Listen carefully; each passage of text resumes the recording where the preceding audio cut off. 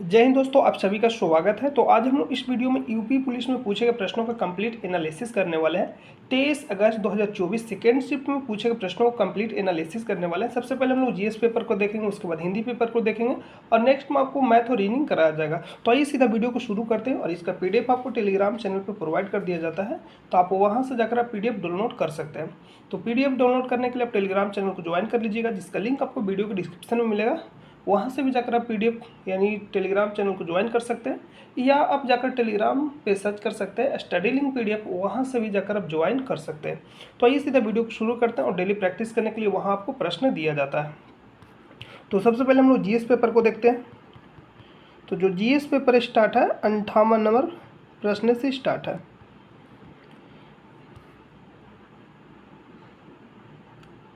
तो आज का जो पहला प्रश्न है, यूडीएचआर जिसको हम बोलते हैं मानव अधिकारों की सार्वभौम घोषणा का कौन सा अनुच्छेद उत्पीड़न से शरण लेने के अधिकार की गारंटी देता है, यानी कौन सा अनुच्छेद है? तो इसका जो right answer option number B, अनुच्छेद 14।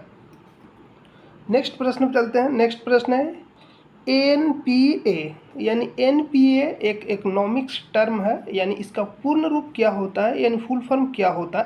तो इसका जो फुल फॉर्म होता है नॉन परफॉर्मिंग एसिड, यानी option number A right answer हो जाएगा। नेक्स्ट प्रश्न पे चलते हैं।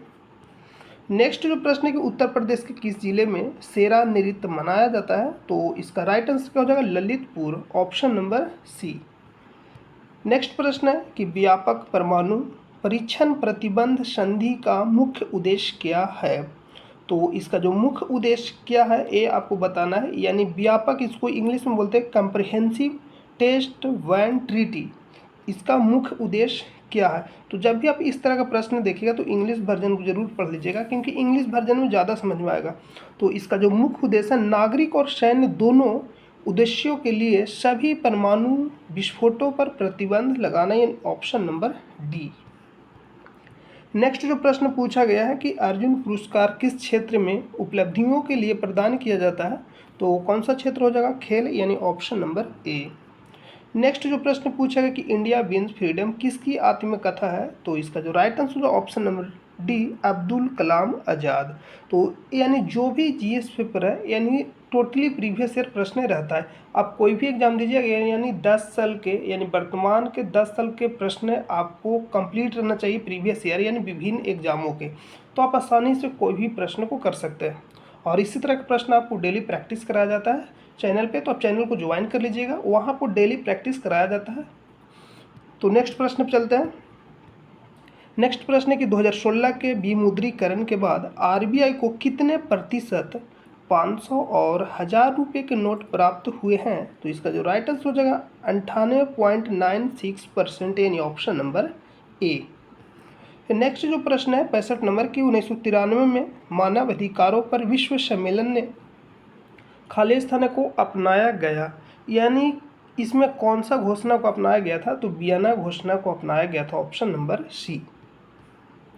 नेक्स्ट प्रश्न पे चलते हैं। नेक्स्ट प्रश्न 66 नंबर, किस संवैधानिक संशोधन अधिनियम ने लोकसभा और राज्य विधानसभाओं में अनुसूचित जातियों और अनुसूचित जनजातियों के लिए सीटों के आरक्षण को बढ़ाया? तो कौन सा संशोधन हो जाएगा? 79, यानी 79वां संविधान संशोधन, ऑप्शन नंबर डी। नेक्स्ट प्रश्न है 67 नंबर की, लोकटक झील भारत के किस राज्य में स्थित है? तो कहाँ स्थित है? Manipur, option number B. Next जो प्रश्न पूछा गया कि प्रस्तावना में राष्ट्र की एकता और अखंडता शब्दों का उद्देश्य किस मौलिक सिद्धांत को बढ़ावा देता है? तो किस मौलिक सिद्धांत को बढ़ावा देता है? तो इसका जो right answer option number C, बंधुत्व। किसको बढ़ावा देता है? बंधुत्व। नेक्स्ट प्रश्न पर चलते हैं। बंधुत्व या बंधुता बोल सकते हैं। नेक्स्ट जो प्रश्न है 69 नंबर की, खालिस्तान एक सॉफ्टवेयर प्रोग्राम है जो इंटरनेट के माध्यम से आने वाले सभी डेटा को फिल्टर करता है। तो इसका काम क्या है? तो इसका जो काम हो जाएगा, यानी ये कौन सा जो ऑप्शन दिएगा, यानी यह किसका काम है? तो फायरवॉल का, ऑप्शन नंबर डी। नेक्स्ट जो प्रश्न है कि दर्शकों के साथ संवाद करने के लिए सोशल मीडिया प्लेटफॉर्म के रणनीतिक उपयोग के लिए क्या शब्द है? तो इसका जो राइट आंसर हो जाएगा option number A, social media marketing, यानी ऑप्शन नंबर ए। नेक्स्ट जो प्रश्न है कि भूटान की राजधानी क्या है, और जो पहला शिफ्ट में प्रश्न पूछा गया था, यानी इसी से रिलेटेड प्रश्न पूछा, थंडर ऑफ लैंड वोट, मतलब इस तरह से। तो ड्रैगन, यानी ड्रैगन ऑफ, यानी किसे कहा जाता है, लैंड ऑफ ड्रैगन, इस तरह का प्रश्न पूछा गया था, यानी फर्स्ट शिफ्ट में। और उसी से रिलेटेड सेकेंड शिफ्ट में पूछा गया भूटान की राजधानी क्या है, तो इसका जो आंसर हो जाएगा ऑप्शन नंबर सी, थिम्पू। और लैंड ऑफ थंडर बोल्ट भी किसे कहा जाता है, भूटान को कहा जाता है। नेक्स्ट जो प्रश्न है कि भारत में सबसे लंबा नदी पुल कौन सा है, तो सबसे लंबा जो नदी पुल हो जाएगा भूपेन हजारिका सेतु। और कहाँ स्थित है, ये भी प्रश्न पूछा, यानी बिहार पुलिस में ये प्रश्न पूछा जा चुका हाल ही में, ये जो प्रश्न देख रहे हैं। तो इसका जो right answer option number D, Bhupen Hazarika Setu. Next जो प्रश्न है, सरकार ने किसान क्रेडिट कार्ड योजना कब पेश की, तो अगस्त 1998 में, ऑप्शन नंबर बी।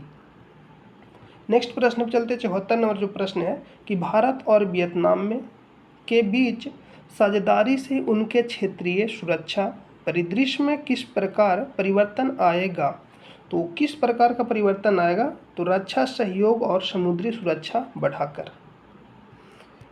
नेक्स्ट जो प्रश्न पूछा गया कि जून 2024 तक लोकसभा में विपक्ष के नेता कौन है, तो कौन हो जाएंगे, Rahul Gandhi, option number A, क्योंकि उससे पहले कोई भी विपक्ष के नेता नहीं थे।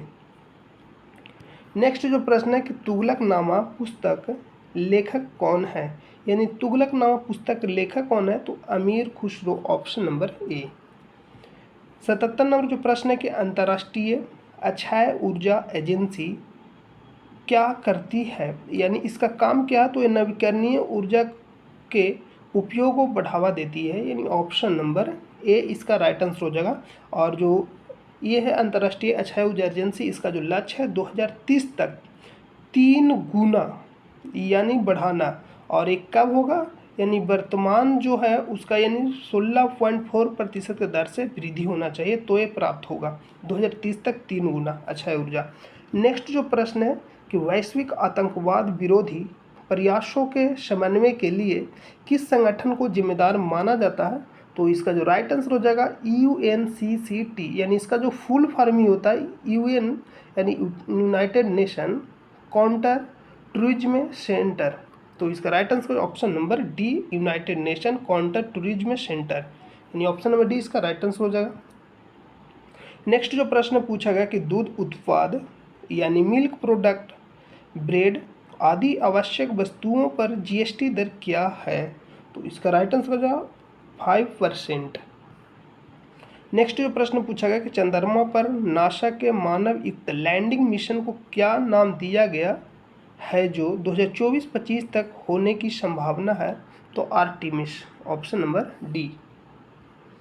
नेक्स्ट जो प्रश्न है कि अंतर्राष्ट्रीय थर्मोन्यूक्लियर प्रायोगिक रिएक्टर परियोजना का उद्देश्य निम्नलिखित की व्यवहार्यता प्रदर्शित करना है, तो अंतर्राष्ट्रीय थर्मोन्यूक्लियर प्रायोगिक रिएक्टर परियोजना का उद्देश्य निम्नलिखित की व्यवहार्यता प्रदर्शित करना है, तो इसका जो राइट आंसर हो जाएगा ऑप्शन नंबर बी, बड़े पैमाने पर और कार्बन मुक्त स्रोत के रूप में संलयन ऊर्जा। नेक्स्ट जो प्रश्न है 82 नंबर 82 कि 14 सितंबर को किस रूप में जाना जाता है, तो 14 सितंबर को हम लोग मनाते हैं नेशनल हिंदी दिवस, राष्ट्रीय हिंदी दिवस। नेक्स्ट जो प्रश्न है कि भारतमाला परियोजना किससे संबंधित है, तो जो भारतमाला परियोजना है जलमार्ग से संबंधित है, तो ऑप्शन नंबर बी इसका राइट आंसर हो जाएगा। नेक्स्ट जो प्रश्न पूछा है कि निम्नलिखित में से कौन सा त्यौहार भारत में प्रकाश के त्यौहार के रूप में जाना जाता है, तो कौन सा त्यौहार हो जाएगा, बहुत ही फेमस है दिवाली, यानी ऑप्शन नंबर बी। नेक्स्ट प्रश्न पूछा गया 85 नंबर कि भारतीय GST में निम्नलिखित में से किस प्रकार का कर प्रस्तुत किया जाता है, तो GST अगर आप देखिएगा GST goods and service tax, यानी सेवा कर, इसी के अंतर्गत आता है गुड्स एंड सर्विस टैक्स, इसका फुल फॉर्म ही होता है वस्तु और सेवा कर, यानी ऑप्शन नंबर बी सेवा कर। वस्तु कर तो दिया नहीं है, तो सेवा कर इसका राइट आंसर हो जाएगा ऑप्शन नंबर बी। नेक्स्ट जो प्रश्न है 86 कि निम्नलिखित में से किसने पहली बार बुनियादी शिक्षा का विचार प्रतिपादित किया था, तो किसके द्वारा किया गया था, महात्मा गांधी के द्वारा किया गया था, ऑप्शन नंबर ए। नेक्स्ट प्रश्न पूछा गया कि भारत में 2020-21 में कौन सा राज्य मसालों का प्रमुख उत्पादक था। ये प्रश्न पूछा गया है। तो इसका मेरे हिसाब से ऑप्शन नंबर ए होना चाहिए, मध्य प्रदेश। आप लोग कमेंट करके बताइए इसका आंसर क्या लगाए थे। तो ऑप्शन ए राइट आंसर हो जाएगा। नेक्स्ट जो प्रश्न है 88 कि प्रथम life time disturbing the peace award यानी शांति भंग का आजीवन पुरस्कार का प्राप्तकर्ता कौन है। तो आंसर क्या हो जाएगा, Salman Rushdie, option number A. Next जो प्रश्न पूछा गया कि सबसे कम लिंग अनुपात वाला भारतीय राज्य कौन सा है। तो हरियाणा हो जाएगा। और सबसे अधिक पूछेगा तो केरल हो जाएगा। नेक्स्ट जो प्रश्न पूछा गया कि जनसंख्या घनत्व क्या है। तो जो जनसंख्या घनत्व है यानी 1 किलोमीटर स्क्वायर में रहने वाले लोगों की संख्या, यही हो जाएगा जनसंख्या घनत्व। यानी 1 किलोमीटर स्क्वायर में कितना लोग रहते हैं यानी कितना जनसंख्या रहता है, यही आपका हो जाएगा जनसंख्या घनत्व। यानी जनसंख्या बटा क्षेत्रफल, ये हो जाएगा जनसंख्या घनत्व। तो ऑप्शन नंबर सी, संख्या बटा स्पेस। नेक्स्ट प्रश्न पर चलते हैं। नेक्स्ट जो प्रश्न है 91 कि बायोमेट्रिक प्रौद्योगिकी का एकीकरण भारत के आंतरिक सुरक्षा ढांचे को कैसे बढ़ाता है। तो बायोमेट्रिक जो इसका काम है पहचान और सत्यापन प्रक्रियाओं में सुधार करके। तो किस तरह यानी सुरक्षा ढांचे को कैसे बढ़ाता है। तो पहचान और सत्यापन प्रक्रियाओं में सुधार करके, ऑप्शन नंबर डी। नेक्स्ट जो प्रश्न है कि 1928 में बारदोली सत्याग्रह का नेतृत्व किसने किया। तो किसके द्वारा किया गया था, सरदार वल्लभ भाई पटेल के द्वारा। नेक्स्ट जो प्रश्न पूछा गया कि 1921 में इंस्टाग्राम को इंटरनेट पर दुनिया भर में सबसे अधिक इस्तेमाल किए जाने वाले सोशल मीडिया प्लेटफॉर्म में स्थान दिया जाता है। तो कौन सा नंबर का हो जाएगा, चौथा।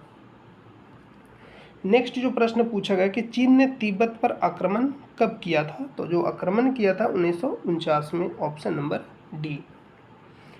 नेक्स्ट प्रश्न है 95 नंबर कि निम्नलिखित में से किस जीव को जल प्रदूषण का जैव संकेतक माना जाता है। तो इसका आंसर आप लोग कमेंट करके बताइएगा, क्योंकि हम इसका आंसर इंटरनेट पे बहुत ही सर्च किए।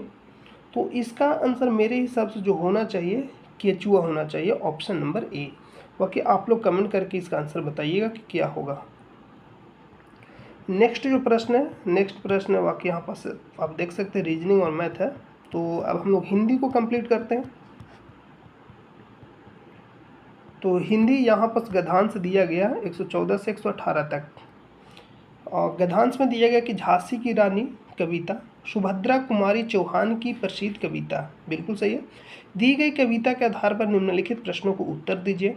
कविता दिया गया है नीचे कि लक्ष्मी थी या दुर्गा थी वह स्वयं वीरता की अवतार, देख मराठे पुलकित होते उसके तलवारों के बार, नकली युद्ध व्यूह की रचना और खेलना खूब शिकार, सैन्य घेरना दुर्ग तोड़ना ये थे उसके प्रिय खिलवाड़, महाराष्ट्र कुल देवी उसकी भी आराध्य भावना थी, बुंदेले हर बोलो के मुँह हमने सुनी कहानी थी, खूब लड़ी मर्दानी वह तो झांसी वाली रानी थी। तो आप ये कविता सुने ही होंगे, बहुत ही ज़्यादा फेमस कविता। और ये किसके द्वारा लिखा गया, सुभद्रा कुमारी चौहान के द्वारा। तो अब आपको गद्यांश आप पढ़ लिए होंगे और आपको बताना है, यानी 114 नंबर जो प्रश्न है कि कवित्री की अधिकांश रचना है यानी सामाजिक है, वात्सल्यपूर्ण है, देशभक्तिपूर्ण है या धार्मिक है। ये जो कविता कैसा है। तो इसका जो राइट आंसर हो जाएगा यानी 114 नंबर जो प्रश्न का राइट आंसर हो जाएगा ऑप्शन नंबर, यहाँ पास क्या होना चाहिए, ऑप्शन नंबर सी, देशभक्तिपूर्ण। देशभक्तिपूर्ण इसका राइट आंसर हो जाएगा। नेक्स्ट जो प्रश्न है 115 नंबर की खूब लड़ी मर्दानी वह तो झांसी वाली रानी थी में मर्दानी शब्द का अर्थ है। तो इसका राइट आंसर क्या हो जाएगा, वीरांगना से, यानी ए नंबर। इसका राइट आंसर क्या हो जाएगा, ऑप्शन नंबर ए। नेक्स्ट प्रश्न पे चलते हैं। नेक्स्ट प्रश्न है कि 116 नंबर उक्त पदांश का सही शीर्षक हो सकता है। उक्त पदांश का सही शीर्षक क्या हो सकता है? तो जो सही शीर्षक हो झांसी की रानी। नेक्स्ट प्रश्न पर चलते हैं।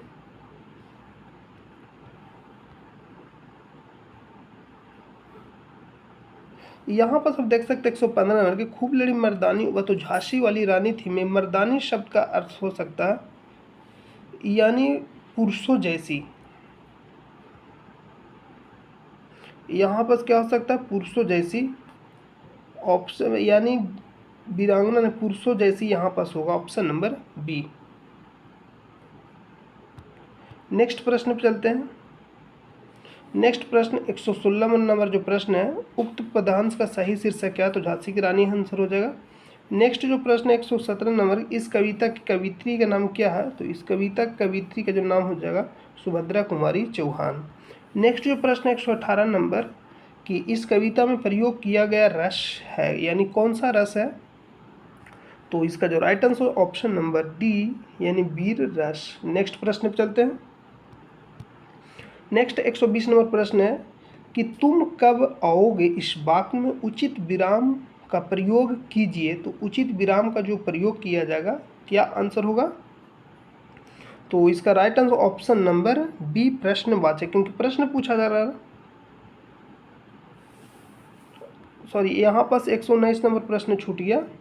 तो 119 नंबर जो प्रश्न है, दिए गए विकल्पों में विदुर का स्त्रीलिंग कौन सा है? तो विदुर का स्त्रीलिंग हो जाएगा विधवा, ऑप्शन नंबर बी। नेक्स्ट प्रश्न पर चलते हैं। नेक्स्ट जो प्रश्न 1987 में मगध के लिए साहित्य अकादमी पुरस्कार किसे दिया गया?